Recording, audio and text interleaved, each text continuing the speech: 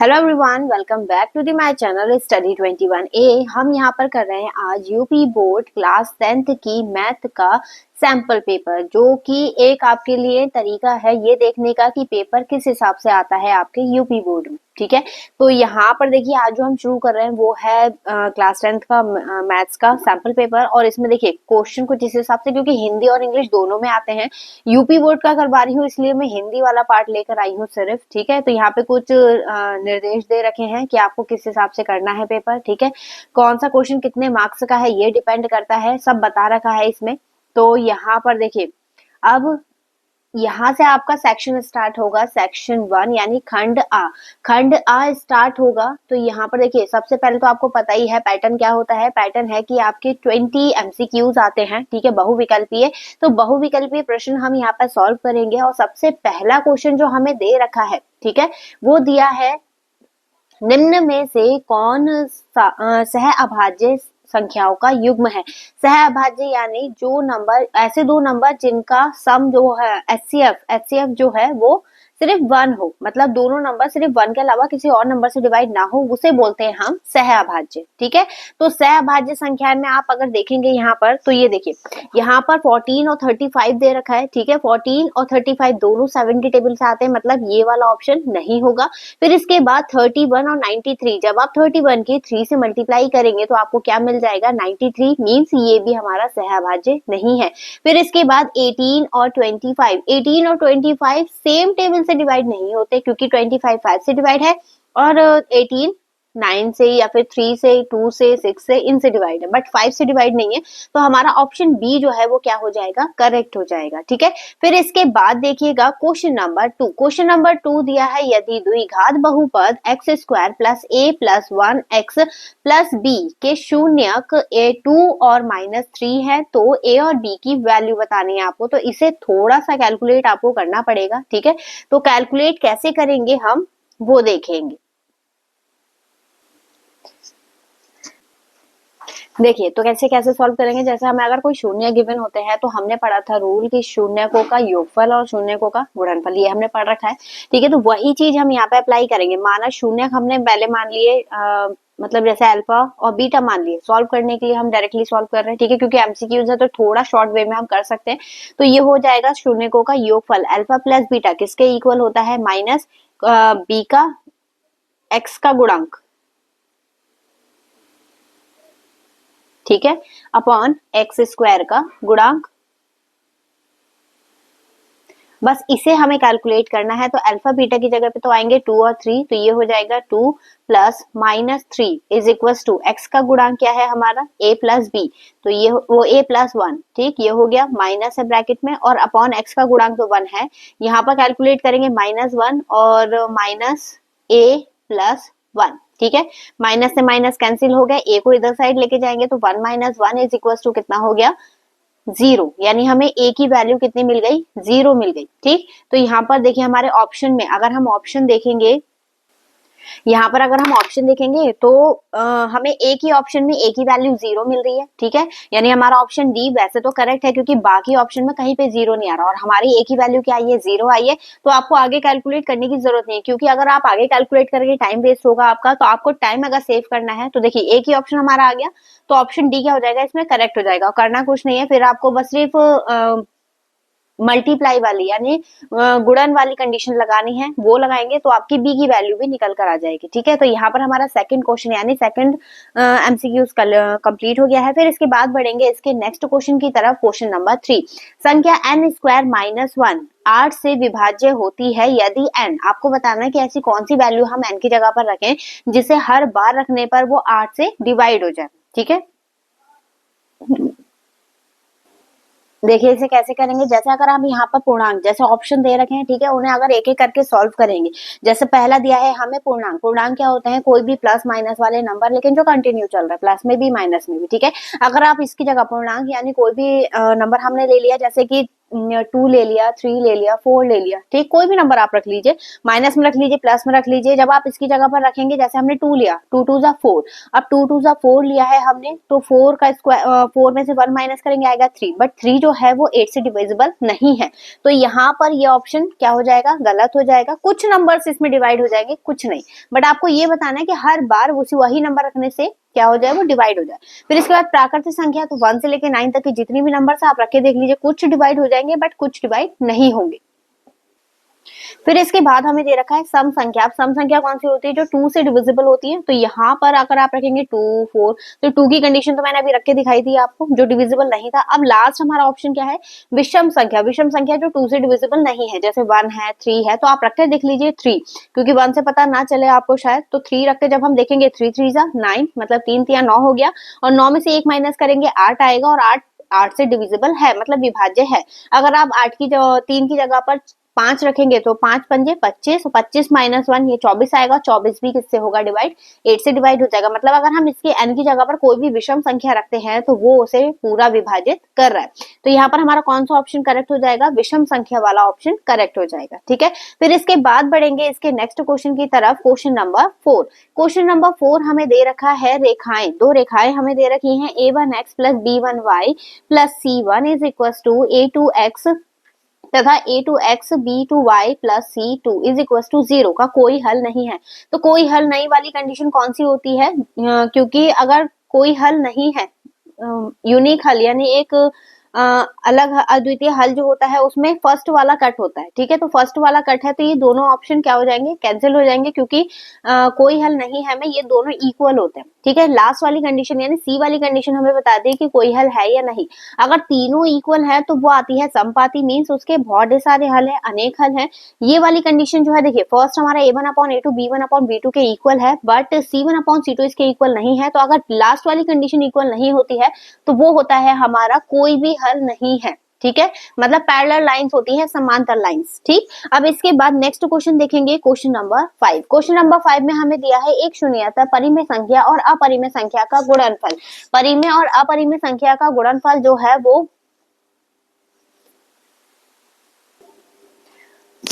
हमेशा कैसा रहेगा, जैसे अगर हम इसकी जगह पे कोई भी परिमेय संख्या मान लीजिए 2 मान लीजिए, 3 मान लीजिए, और अपरिमेय संख्या में कोई भी अपरिमेय संख्या मान लीजिए जो रूट के अंदर हो, जो रूट से बाहर ना निकले, क्योंकि वो ऑलरेडी मल्टीप्लाई कर रहा है, ठीक है। मल्टीप्लाई करता है तो उस कंडीशन में अगर दोनों परिमेय होता, दोनों अपरिमेय होता, तो परिमेय और अपरिमेय दोनों कंडीशन सेटिस्फाइड हो सकती थी, बट एक परिमेय है और एक अपरिमेय, तो उनका गुणनफल हमेशा कैसा होगा, सदैव अपरिमेय संख्या ही आपको मिलेगा, ठीक है। इसके बाद देखिएगा next question, question number 6। Question number 6 हमें दे रखा है द्विघात समीकरण ax square plus bx plus c is equal to 0 के बारे में निम्न कथनों का पर विचार कीजिए और दिए गए विकल्पों में से सही उत्तर का चयन कीजिए, ठीक है। अब इसमें बोल रहा है समीकरण के दो भिन्न वास्तविक मूल के होंगे, मतलब ये दोनों जो हैं अगर आप इसमें पुट करेंगे, अगर ये वैल्यू इक्वल दो वास्तविक भिन्न, तो ये वाली कंडीशन वैसे तो सही लग रही है मुझे, क्योंकि ग्रेटर देन की कंडीशन यही होती है कि दोनों अलग अलग है, ठीक। अब दो बराबर मूल होंगे, ये वाला भी सही है, ठीक है। अब इसके बाद समीकरण का कोई वास्तविक मूल नहीं है, तो लेस देन होता है, कोई वास्तविक मूल नहीं होता है, ठीक। फिर इसके बाद दो समीकरण के 2 से अधिक वास्तविक मूल होते हैं, तो ये वाला ये जो है ये गलत है, ठीक है। यहाँ पर देखिए, क्योंकि समीकरण के 2 से ज्यादा वास्तविक मूल नहीं हो सकते, क्योंकि हमारी इक्वेशन कैसी है, द्विघाती समीकरण है, तो 2 से ज्यादा अधिक तो आ ही नहीं सकते। यहाँ एक्स वाई की कंडीशन होती तो हम लगा सकते थे, बट यहाँ पर सिर्फ एक लीनियर इक्वेशन यानी एक ही घात उसमें है, एक ही पद में है, ठीक है। एक ही इक्वेशन मतलब वेरिएबल में दे रखा है हमें, तो उसमें हमारी दो ही पावर, जितनी पावर होती है उतने ही सोल्यूशन हमें मिलते हैं, ये आपको ध्यान रखना है। तो हमारा ऑप्शन लास्ट वाला जो है फोर्थ पार्ट, ये इसका रॉन्ग है। तो इसमें देखिए हमारा कौन से ऑप्शन दे रखे हैं, ऑप्शन ए में दे रखा है फर्स्ट और सेकंड सही है, तो सही है, लेकिन हमारा थर्ड भी सही है, ठीक है। सेकंड, थर्ड, फोर्थ सही है, बिल्कुल गलत, क्योंकि फोर्थ वाला हमारा बिल्कुल भी करेक्ट नहीं है। इसके बाद देखिए ऑप्शन केवल थर्ड और फोर्थ सही है, तो फोर्थ वाला तो हमारा बिल्कुल रॉन्ग है, तो इसलिए वो तो करेक्ट हो नहीं सकता। फिर इसके बाद केवल फर्स्ट, सेकंड एंड थर्ड तीनों सही है, तो ये बिल्कुल करेक्ट है, हमारा फर्स्ट सेकंड थर्ड ही करेक्ट था, तो यहाँ पर ऑप्शन डी क्या हो जाएगा, करेक्ट हो जाएगा। फिर इसके बाद देखिएगा क्वेश्चन नंबर 7। क्वेश्चन नंबर 7 हमें दे रखा है समांतर श्रेणी -5 0 5/2 का 11वां पद क्या होगा। तो आपको 11वां पद निकाला, तो इसे थोड़ा सा कैलकुलेट करना पड़ेगा। चलिए देखते हैं कैसे कैलकुलेट करेंगे। देखिएगा इसमें कैसे करेंगे, जब पद की बात करता है कि कौन सा 11वां पद होगा, तो इसमें ए एन वाला फॉर्मूला लगेगा। ए एन वाला फॉर्मूला कौन सा होता है, ए प्लस ब्रैकेट में n-1 इंटू डी। ये देखिए मैथ्स आपकी तब आपके लिए बेनिफिट देगी जब आपको सारे फॉर्मूले मुंह जबानी याद होंगे, ठीक है। तो यहाँ पर देखिए ए एन जो है वो लास्ट पद होता है, और लास्ट पद हमें गिवन नहीं है, तो ए एन हमें फाइंड करना है, ठीक है। ए एन हो गया, एन की जगह पे हमें दे रखा है 11। फर्स्ट क्या होता है, ए क्या होता है, फर्स्ट टर्म, तो ये हमारा ए है। और डी हम कैसे निकालते हैं, सेकंड टर्म, यानी ये वाला पद। दूसरा पद माइनस फर्स्ट, क्योंकि ये ऑलरेडी माइनस में है तो ये प्लस आ जाएगा, ठीक है। एलसीएम लेंगे। अच्छा यहाँ पर कुछ बच्चे थोड़े ज्यादा समझदार बन जाते हैं कि इन दोनों को माइनस माइनस करा कर 0 आ गया, बट ध्यान रखिएगा एक अगर फ्रैक्शन फॉर्म में दे रखा है, दूसरा फ्रैक्शन में नहीं है, तो वो हमेशा एलसीएम लेके सॉल्व किया जाता है। तो यहाँ पर डी क्या हो जाएगा, 5 प्लस 5 दूनी 10, ठीक, अपॉन 2, तो ये हो जाएगा 5/2। अब ये सारी वैल्यूज जो है वो इसके अंदर पुट करेंगे, तो -5 प्लस 11-1 इंटू 5/2, ठीक है, ये होगा। अब इसमें हम कैलकुलेट करेंगे, तो ये आएगा A N is equal to -5 plus 10 into 5/2। Cut करेंगे, कितना आएगा, 5 5 5 25। A N is equal to -5 plus 25, और प्लस माइनस माइनस होता है, 21 बड़ा है तो ऑब्वियसली प्लस में आएगा आंसर हमारा। तो ये हो जाएगा ए एन 20, ठीक। अब इसमें देखिए जो हमारी सीरीज स्टार्ट हुई थी वो माइनस से स्टार्ट हुई थी, लेकिन इसके बाद जैसी कंटिन्यू चल रहा है वो प्लस में होगी, तो हमारा आंसर भी किस में आया है, प्लस में ही आया है। अब जरा ऑप्शन में चेक करते हैं क्या हमारा आंसर दे रखा है 20।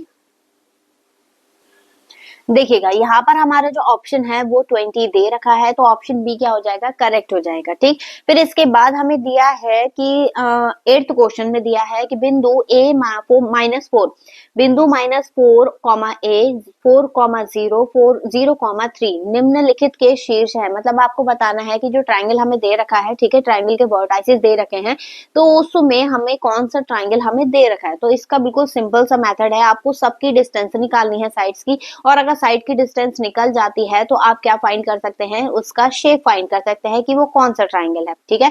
समकोण त्रिभुज क्या होता है, जिसमें 90 डिग्री का एंगल बनता है, ठीक। फिर इसके बाद है जो त्रिक को पूरा करता है, ठीक है।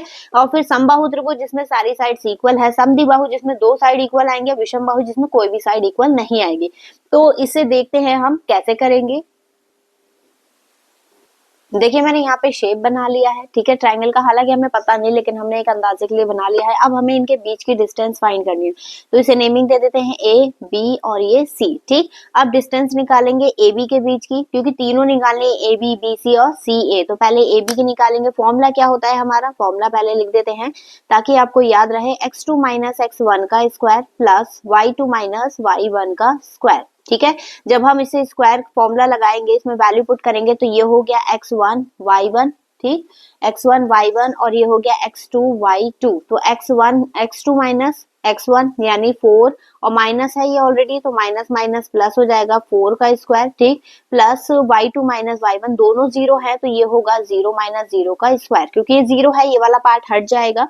तो यहाँ पर a की वैल्यू, a b की वैल्यू क्या आ जाएगी, a b आ जाएगा आपका, ये हो गया 8, ठीक, और 8 का स्क्वायर यानी 8 से बाहर निकालेंगे तो ये आ गया 8 सेंटीमीटर, ठीक है।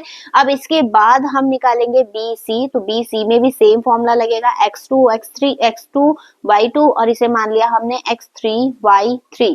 अब इसमें वैल्यू पुट करेंगे तो ये होगा 0 - 4 का स्क्वायर प्लस 3 - 0 का स्क्वायर, स्क्वायर करेंगे तो 4 4 जा 16, ठीक, और क्योंकि 0 माइनस करेंगे तो 0 वही नंबर वापस मिल जाता है हमें।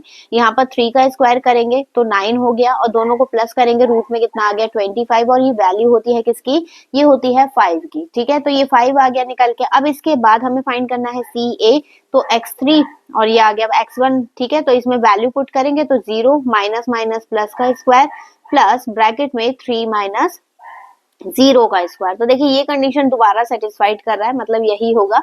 तो यहाँ पर हम करेंगे तो ये होगा 16 प्लस 9 और ये हो गया 5, मतलब 25 और 25 का स्क्वायर रूट क्या होता है 5 होता है। ठीक है, अब यहाँ पर देखिए एक तो वैल्यू आई है हमारी 8, ठीक, दो आई है हमारी इक्वल, तो दो साइड किस में इक्वल होती हैं, समद्विबाहु त्रिभुज में। तो समद्विबाहु त्रिभुज में इक्वल होती हैं, तो यहाँ पर देखिए हमारा कौन सा ऑप्शन करेक्ट हो जाएगा, ऑप्शन बी जो है वो करेक्ट हो जाएगा। ठीक है, तो यहाँ पर हमारे 8 क्वेश्चन कंप्लीट हो गए हैं। आई होप आप लोगों को समझ में आए होंगे, आपको मजा आया होगा कैलकुलेट करते हुए। ठीक है, अगर आपको लाइव क्लास चाहिए इसकी यूपी बोर्ड के सैंपल पेपर की, तो आप वो मुझे कमेंट सेक्शन में बता सकते हैं, हम आपको टाइम बता देंगे, बस आप उस टाइम पर क्या रहे, प्रेजेंट रहे हमारे साथ सॉल्व करने के लिए। ठीक है, तो आज के लिए आज की वीडियो को हम रोकते हैं यहीं पर, और इसके आगे के और अपडेट पाने के लिए आपको बस एक ही काम करना है, वीडियो को लाइक, चैनल को सब्सक्राइब जरूर करें और इसे अपने दोस्तों के साथ जरूर शेयर करें। ठीक है, चलिए मिलेंगे इससे नेक्स्ट वीडियो में नए क्वेश्चन के साथ, तब तक के लिए धन्यवाद।